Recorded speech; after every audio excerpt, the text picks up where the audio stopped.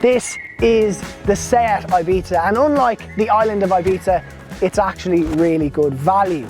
Now, price of these start at about 19,000 euros. However, I reckon the sweet spot to get yourself a nice spec one is around 23 or 24,000 euros. It looks really, really well, and this is actually the new version which comes with LED lights that aren't tacky like on the island of Ibiza. As standard, it's also got a nice few other features, some new colours, new alloy wheels, and some new infotainment system on the inside. So today we're going to be reviewing this car, so make sure to subscribe, sit back, relax, as we're going to be checking out the different trim levels, engine options, and of course seeing how it drives. You're watching DoneDeal, I'm David SC, and let's get into the review. So what are the biggest changes? Well, truth be told, it's not massive. We've got a new kind of more matte logo here at the front. We've got different wheel options now. There's also some bigger options, and of course colours. So this is obviously silver, but you can get it in two new really nice metallic blues. Now, let's talk about trim levels. So it starts with SE, then you can get SE Plus, then there's Excellence, Excellence Plus, then there's F4, and you guessed it, there's F4 Plus. So there's 6 different trim levels. This is the F4 Plus, it looks brilliant. The wheels are really nice, they're kind of a diamond cut look. And then from the rear, I believe the spoiler might have got ever so slightly bigger as well, but it is very much very similar. Big difference is the Ibiza logo right there. So they've made that like they have with the new Leon, which went down a treat across the market. So that is the biggest design differences. I also must point out these exhausts. They are of course fake, but actually they look really, really nice, and it gives the F4 models a bit more of an aggressive look to them. Now, in the cockpit, well, this is actually where you kind of see the biggest changes in the new Ibiza. So the first thing that stands out to me is this steering wheel. It's absolutely gorgeous. You see a hint of the Cooper in it a little bit, which Cooper's SEAT's more premium brand. Now, it's covered in like a Napa leather type thing, which looks really nice, and this being the F4 has the F4 badge there. The red stitching, it looks really well, and that kind of red theme on this F4 Plus continues throughout the car here on the vents and again up there. In terms of the infotainment, now this is the biggest change. So we've got, it depends what one you go for. The entry spec is 8.2 inch, and then you can upgrade to a 9.2 inch screen. It comes with Apple CarPlay wireless as standard in a SEAT Ibiza. I mean, that is brilliant, because I absolutely hate having the wires and all that. It's a little bit finicky. It connects up super easily. It's actually not glitchy at all, which I know SEAT have had some issues in their Leon with that not being perfect, but it does work really, really well, and you can customize it just as you like. You've got a small little digital display here in front of you telling you your fuel economy and your range and all that type of stuff. It's got the good old-fashioned manual handbrake. It has a nice little armrest with a bit of storage there, 2 drink holders. There's actually a spot here to put your phone, and you can upgrade for a couple £100 and get that as wireless charging too. And in here, there's actually a very decently sized glove box. And overall in here, it's a lovely place to drive. It's great for learning. The seat is very adjustable. Steering wheel also moves forward and back and up and down. So as a whole, it's a really nice place to be. And I have to say, as far as interiors go in this segment, suits me. Now, in the rear, the one thing I have to point out, I love how SEAT do this. So you can actually put the seatbelt behind there, which means when you're folding down those seats, it doesn't get stuck when you put it back. That I'm a huge fan of. Then when you sit in here, it's actually surprisingly spacious. I mean, the Ibiza isn't a gigantic car, but I've plenty of knee room and a good bit of headroom. Now, I'm not the tallest person, so maybe I'm not the best person to make that comparison, but other than that, it is reasonably basic in here. There's door bins there, but it's actually not big enough to fit your drink, and there's actually nowhere really to put your drink, so you kind of just have to put it down by your feet. There's no armrests here, there's no pockets here, but that said, there is some ISOFIX points which are easily accessible. So if you've got the child seats, you can get them in nice and easy, and your babies will be safe. So overall, it's nothing special, but it absolutely does the job, and it'd be perfectly comfortable on a long enough journey.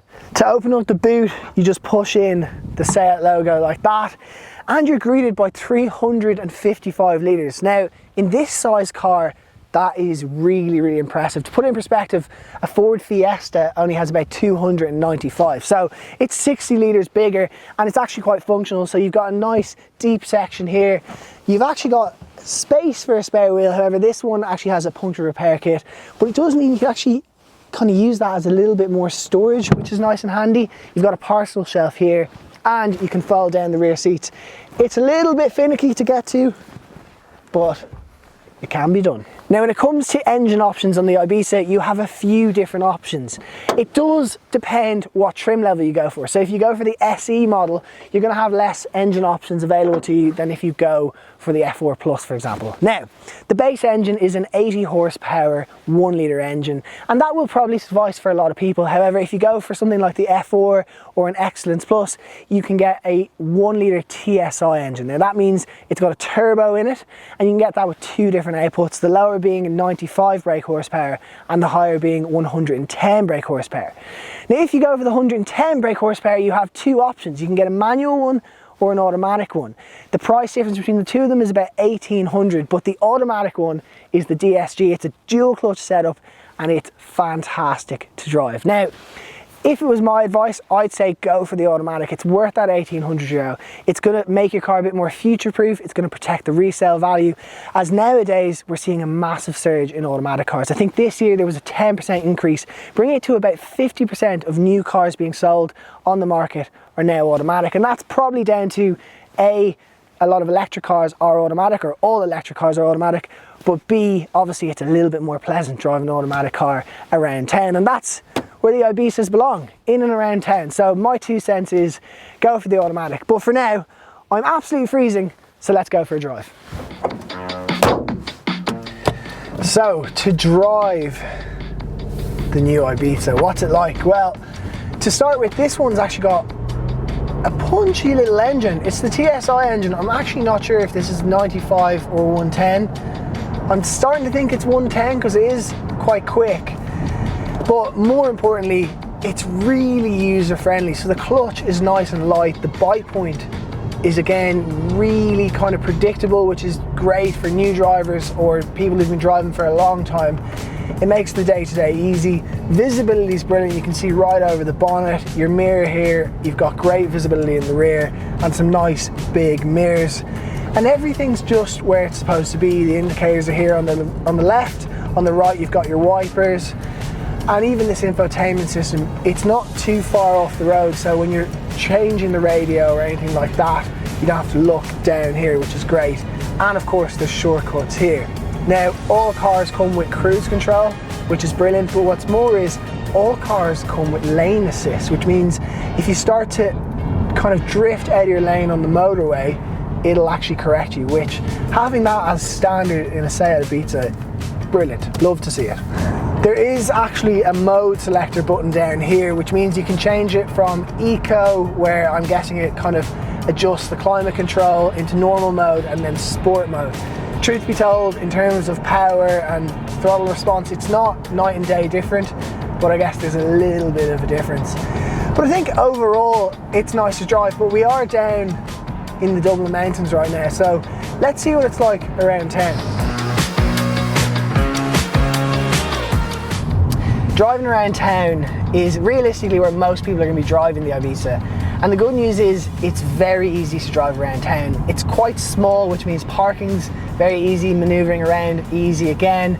You've also got some nice creature comfort, so here you can completely adjust on the Apple CarPlay your music or whatever else you like.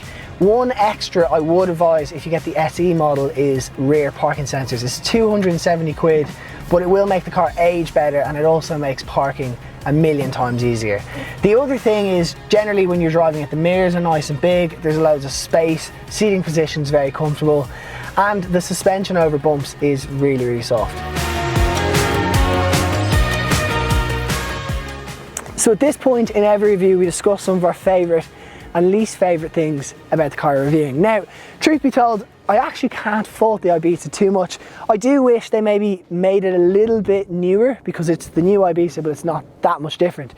But one thing I did notice on the way here, so with the rear seatbelts, funny enough, if you don't put it in the correct terminal, where I'm going to call it a terminal, it beeps in the front as if the rear passenger hasn't got their seatbelt on, even though they do. So a bit of a random one, but I actually thought in the real world with kids just putting their seatbelt, this actually might become a little bit of a problem.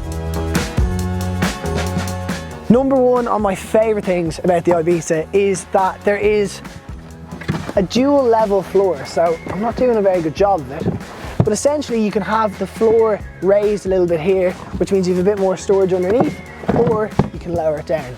I just find that very handy. And number two is that SEAT have kept the old-fashioned dials down here for your heating. I don't know if you've seen the new Leon or the new Golf, but it's controlled here and it's a little bit fiddly and hard to use when you're driving.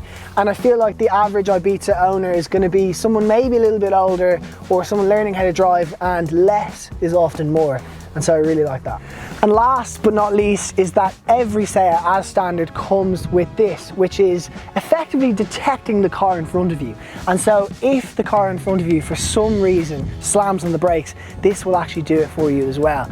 That's a brilliant safety feature. It brings down the cost of insurance, but more importantly, if you've got a son or a daughter driving this, you can be rest assured that they're hopefully not going to be in a fender bender. And I just think having that in a car as standard is now crucial, and I love to see it.